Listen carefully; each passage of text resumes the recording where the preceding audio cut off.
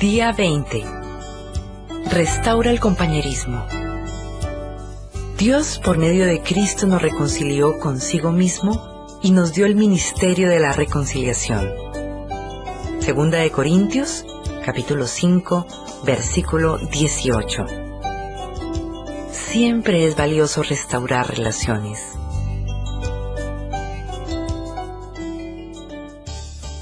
Siempre es valioso restaurar relaciones. Como la vida se resume en aprender a amar, Dios quiere que valoremos las relaciones y nos esforcemos por mantenerlas, en lugar de descartarlas siempre que se produzca una división, un disgusto o conflictos. De hecho, su palabra nos dice que Dios nos ha dado el ministerio de restaurar relaciones. Por lo tanto, gran parte del Nuevo Testamento se ocupa de la enseñanza de cómo tratarnos mutuamente. Pablo escribió: por tanto, si sienten algún estímulo en su unión con Cristo, algún consuelo en su amor, algún compañerismo en el Espíritu, algún afecto entrañable, llénense de alegría, teniendo un mismo parecer, un mismo amor, unidos en alma y pensamiento. El apóstol nos enseñó que la capacidad de llevarnos bien entre nosotros es señal de madurez espiritual. Como Cristo quiere que su familia sea conocida por el amor que sienten unos por otros, el compañerismo roto es un mal testimonio para los incrédulos.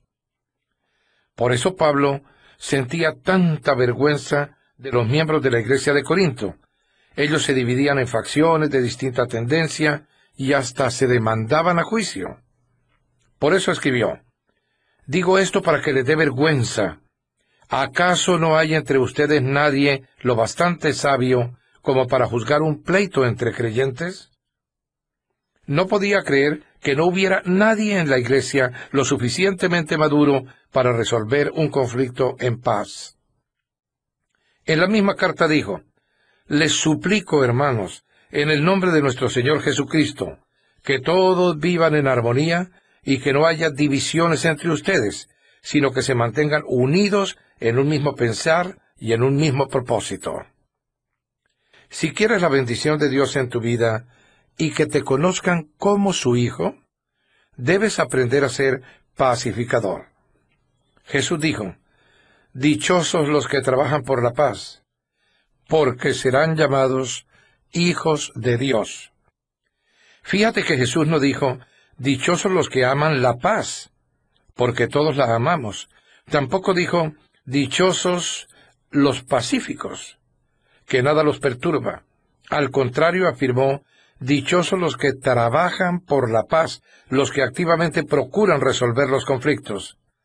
Los pacificadores son difíciles de encontrar porque la pacificación es una tarea difícil. Como fuimos creados para formar parte de la familia de Dios, y el segundo propósito de nuestra vida en la tierra es aprender a amar y relacionarnos con otros, trabajar por la paz es una de las habilidades más importantes que podemos desarrollar.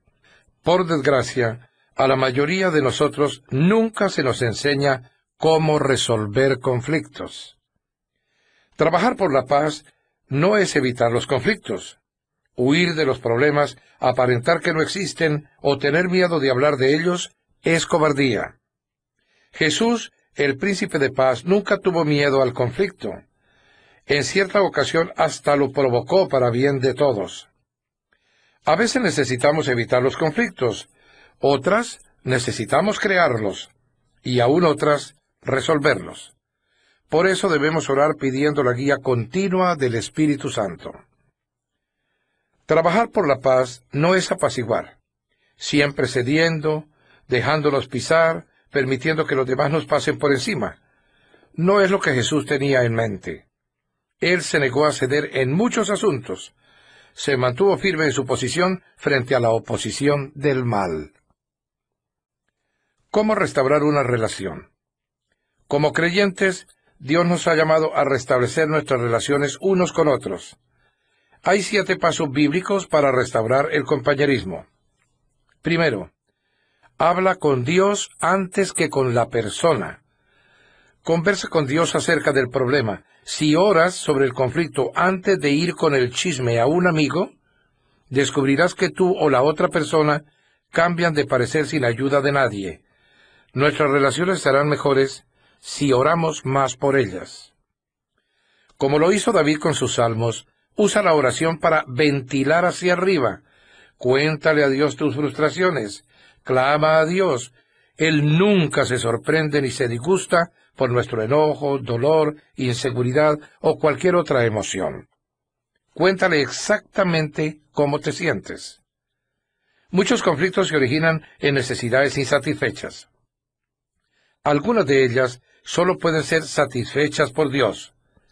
Cuando esperamos que una persona, ya sea un amigo, un cónyuge, un jefe o un pariente, satisfaga una necesidad que solo Dios puede suplir, nos exponemos a la decepción y la amargura. Nadie puede satisfacer todas nuestras necesidades. Solo Dios puede hacerlo. Como bien señaló el apóstol Santiago, muchos de nuestros conflictos obedecen a la falta de oración. ¿De dónde surgen las guerras y los conflictos entre ustedes? Desean algo y no lo consiguen. No tienen porque no piden. En vez de depender de Dios, dependemos de los demás para ser felices y luego nos enojamos cuando nos fallan. Dios nos invita a acudir a Él primero. Segundo, toma la iniciativa siempre. No importa quién haya sido el ofendido o quién ofendió a quién. Dios espera que tú des el primer paso. No esperes por la otra persona. Preséntate ante ella. Restaurar el compañerismo cuando se rompe es tan importante que Jesús le asignó prioridad por encima de la adoración colectiva. Dijo, si entras en tu lugar de adoración y al presentar tu ofrenda recuerdas de pronto que tu hermano tiene algo contra ti, deja tu ofrenda, ve directamente a donde se encuentra tu amigo y hagan las paces. Entonces y sólo entonces vuelve y relaciónate con Dios. Cuando el compañerismo sea tirante o se rompa, planifica inmediatamente una conferencia de paz. No la postergues. No pongas excusas o prometas, ya me encargaré de este asunto algún día. Fija una fecha para tener una reunión personal tan pronto como sea posible. La demora solo sirve para aumentar el resentimiento y complicar las cosas.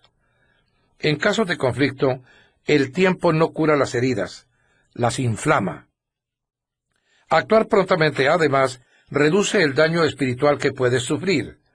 La Biblia dice que nuestros pecados, incluyendo los conflictos no resueltos, impiden nuestra comunión con Dios y que nuestras oraciones sean contestadas, además de hacernos sentir muy desgraciados.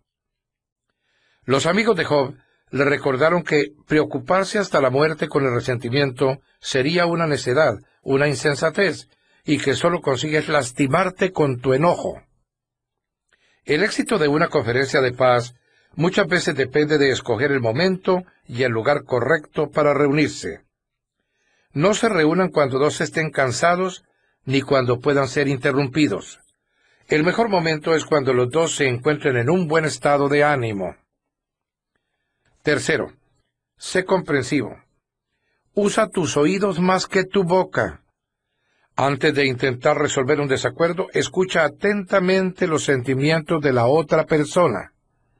Pablo aconsejó, cada uno debe velar no solo por sus propios intereses, sino también por los intereses de los demás. El término velar es el vocablo griego skopos, de donde provienen nuestras palabras telescopio y microscopio. Significa ver de cerca. Enfócate en los sentimientos, no en los hechos. Comienza con la compasión, no con las soluciones. Al principio, no discutas con las personas acerca de sus sentimientos. Solo escucha. Permite que se desahoguen emocionalmente sin ponerte tú a la defensiva. Asienta con tu cabeza para demostrarle que la entiendes, aunque no estés de acuerdo. Los sentimientos no siempre son infalibles o lógicos. Por el contrario, el resentimiento hace que pensemos o que hagamos tonterías. David admitió su equivocación. Cuando mis pensamientos estaban llenos de amargura y mis sentimientos estaban heridos, Fui tan estúpido como un animal. Todos podemos actuar bestialmente cuando nos sentimos lastimados. Por el contrario, la Biblia dice, el buen juicio hace al hombre paciente. Su gloria es pasar por alto la ofensa. La sabiduría produce paciencia y se adquiere escuchando otras perspectivas. Cuando escuchamos, le decimos a la persona, valoro tu opinión, me interesa nuestra relación y me importas tú. Es cierto, me importa saber lo que sabe un amigo porque me importa mi amigo. Para restaurar el compañerismo debemos agradar al prójimo para su bien, con el fin de edificarlo. Aguantar con paciencia el enojo de los demás es un sacrificio, sobre todo si no tiene fundamento. Pero recuerda, eso fue lo que Jesús hizo por ti. Soportó el enojo malicioso e infundado para salvarte, porque ni siquiera Cristo se agradó a sí mismo, sino que, como está escrito, sobre mí han recaído los insultos de tus detractores. 4. Si realmente te interesa restaurar una relación, debes comenzar admitiendo tus propios errores o pecados. Jesús dijo que debes sacar primero la viga de tu propio ojo, y entonces verás con claridad para sacar la astilla del ojo de tu hermano. Como todos tenemos un punto ciego, puede ser necesario pedirle ayuda a un tercero para que te ayude a evaluar tus propias acciones antes de reunirte con la persona con quien tienes un conflicto. Pídele a Dios que te muestre tu parte de culpa en el problema. Pregúntale, ¿soy yo el problema? ¿Soy poco realista, insensible o demasiado sensible? La Biblia dice que si decimos que estamos libres de pecado, lo único que conseguimos es engañarnos. La confesión es una herramienta muy poderosa para la reconciliación. A veces la manera en que tratamos un conflicto produce un daño mayor que el problema original.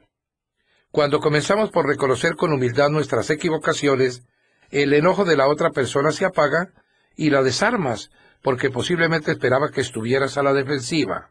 No te excuses ni culpes al otro. Reconoce con sinceridad la parte que te corresponde en el conflicto. Asume la responsabilidad que te corresponde por tus errores y pide perdón. 5. Ataca al problema, no a la persona. No es posible arreglar el problema si lo que te interesa es encontrar quién tuvo la culpa. Debes optar por una u otra. La Biblia dice, la respuesta amable calma el enojo, pero la agresiva echa leña al fuego. Si estás enojado, nunca lograrás persuadir a la otra persona. Elige tus palabras con mucho cuidado. Una respuesta amable es siempre mejor que el sarcasmo. Al resolver conflictos, la manera en que se dicen las cosas es tan importante como lo que se dice. Si eres agresivo, tus palabras se recibirán a la defensiva. Dios nos dice, a la persona sabia y madura se le conoce por su inteligencia. Cuanto más agradables sus palabras, más convincente es la persona. Ser fastidioso nunca sirve. No podemos ser convincentes cuando somos ásperos. Durante la Guerra Fría, ambas partes acordaron que algunas armas de guerra eran tan destructivas que nunca deberían usarse. En la actualidad, las armas químicas y biológicas están prohibidas y los arsenales de armas nucleares se reducen y se destruyen. Para salvar el compañerismo, es necesario destruir nuestro arsenal de armas nucleares relacionales. La desaprobación, el menosprecio, las comparaciones, las etiquetas, los insultos, la condescendencia y el sarcasmo. Pablo lo resume de la siguiente manera: eviten las palabras dañinas, usen solo palabras constructivas que sirvan para edificación y sostén, para que lo que digan haga bien a quienes escuchan. 6. Coopera tanto como puedas. Pablo dijo, en cuanto dependa de ustedes vivan en paz con todos. La paz siempre tiene un precio. Puede costarnos nuestro orgullo. A menudo nos cuesta nuestro egoísmo. Por amor al compañerismo, haz lo mejor que puedas para llegar a un compromiso, para adaptarte, para optar por lo que la otra parte prefiere. Una paráfrasis de la 7ª bienaventuranza de Jesús lo expresa así: ustedes son benditos cuando son capaces de mostrar a la gente cómo cooperar en lugar de competir o luchar. Entonces pueden descubrir quiénes son realmente y cuál es su lugar en la familia de Dios. 7. Haz hincapié en la reconciliación, no en la solución. No es realista esperar que todos nos pongamos de acuerdo en todo. La reconciliación se enfoca en la relación, mientras que la resolución se concentra en el problema. Cuando nos concentramos en la reconciliación, el problema pasa a un segundo plano de importancia y hasta puede tornarse irrelevante. Podemos restablecer una relación incluso sin haber podido resolver nuestras diferencias. Los cristianos solemos tener, con toda legitimidad, desacuerdos francos y opiniones distintas, pero podemos discutir sin ser desagradables. El mismo diamante, visto de diferentes ángulos, parece distinto. Dios quiere la unidad, no la uniformidad, y podemos caminar juntos del brazo sin ver todas las cosas de la misma forma. Eso no quiere decir que debamos desistir de encontrar una solución. Puede ser necesario que continuemos discutiendo y hasta debatiendo, pero siempre en un espíritu de armonía. La reconciliación consiste en enterrar el arma, no el asunto. ¿A quién debes contactar como resultado de haber escuchado esta enseñanza? ¿Con quién necesitas restaurar el compañerismo? No lo postergues ni un segundo. Haz una pausa ahora mismo y conversa con Dios por esa persona. Luego toma el teléfono y comienza el proceso. Estos 7 pasos son sencillos, pero no fáciles. Restaurar una relación exige mucho esfuerzo. Por eso Pedro nos exhorta a esforzarnos por vivir en paz unos con otros. Pero cuando trabajas por la paz, haces lo que Dios haría. Por eso Dios llama pacificadores a sus hijos. Pensando en mi propósito, día 20. Punto de reflexión. Siempre vale la pena restaurar las relaciones. Versículo para recordar. Si es posible, y en cuanto dependa de ustedes, vivan en paz con todos. Romanos, capítulo 12, versículo 18. Pregunta para considerar. ¿Qué debo hacer hoy para restaurar una relación rota?